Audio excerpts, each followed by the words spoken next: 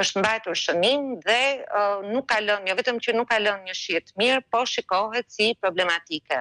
Për më tepër që nga shumë njerëz kjo është parë nga ata që janë vendimarrës, kuptohet, është parë si një përpjekje për të risjellë nismën e Ballkanit të hapur në një formë tjetër dhe me një emër tjetër, një nismë që është hedhur poshtë me forcë nga vendet e Bashkimit Evropian, nga rezoluta të ndryshme të Parlamentit Evropian, por veçanërisht nga Gjermania, e cila e ka hedhur kategorikisht poshtë dhe ka kërkuar që i vetmi mekanizëm ndërmjetës nxitës për procesin e antarësimit tjetë procesi i Berlinit, i cili ruan vëmendjen dhe mbikëqyrjen europiane ndaj procesit të antarësimit dhe mënyrës se si shpenzohen paratë e Bashkimit Evropian.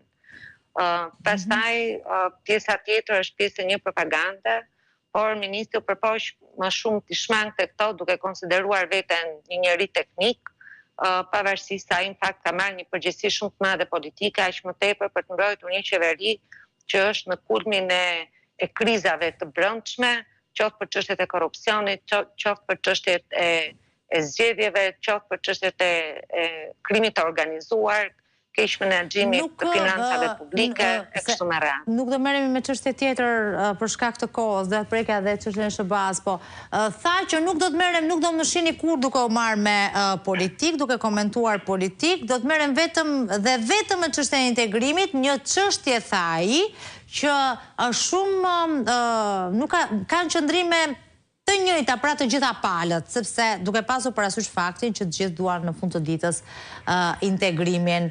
Në fakt, e shohin një lloj të gjitha palët këtë çështje?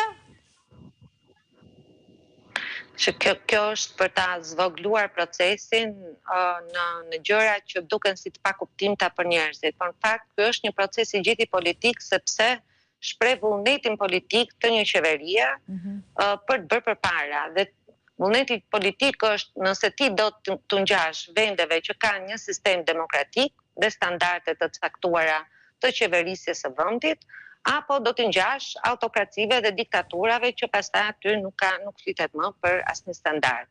Kur flitet për shembull për mënyrën se si duhet funksionojë parlamenti, kjo është një çështje politike.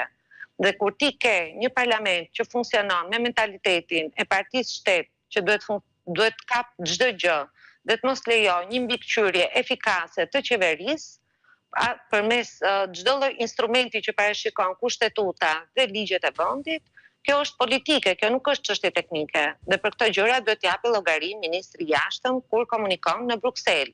Për shembull, opozita ka paraqitur një raport se si kjo e drejtë kushtetuese dhe ligjore e opozitës në parlament është minuar dhe e ka shpjeguar këtë përmes të gjitha të drejtave që janë mohuar opozitës aty dhe përpjekjeve të qeverisë për ta demonizuar opozitën dhe për ta trajtuar atë si një aktor që është i padenj për të trajtuar së brendshmi apo së jashtmi. Por ka bërë gjithashtu alarmin për të gjitha shkeljet që janë bërë, qoftë edhe për një ligj shumë të posaçëm që kemi ne për rolin e kuvendit në procesin e antarësimit në Bashkimin Evropian, që parashikon raportime të rregullta çdo 3 muaj të ministrave për procesin e antarësimit, për kushtet që janë përmbushur, çfarë kërkon Bashkimi Evropian, se këto duhet të jenë transparente, nuk janë të fshehta. Për shembull, Bashkimi Evropian i bën publike të gjitha qëndrimet e veta. Pse qeveria shqiptare refuzon ta bëjë këtë? Çfarë ka për të fshehur? Se ky nuk është një proces i fshehtë. Në fund ditës, ky duhet rregulloj, përmirësoj cilësinë e jetës së të gjithëve. Ose për shembull, çfarë bën qeveria shqiptare? Bën sikur afron ligje me Bashkimin Evropian, sikur i përputhet ato me standardet. Në fakt, këto ndryshime ligjore që bën, ose s'kan lidhje fare me standardet e BE-s, ose i prapsojnë ato. Disa herë ka bërë përpjekje qeveria për shembull, t'ju jap një rast fundit, që është edhe i lajm i ditës, për ndryshimin e ligjit të shtetësisë. Si jepet shtetësia shqiptare? U përpoq në fillim të fuste konceptin e pasaportave të arta, bëri gati që ta jepte me një koncesion. Dhe këtë e ndaloi Bashkimi Evropian dhe e paralajmëroi deri me pezullimin e liberalizimit vizave.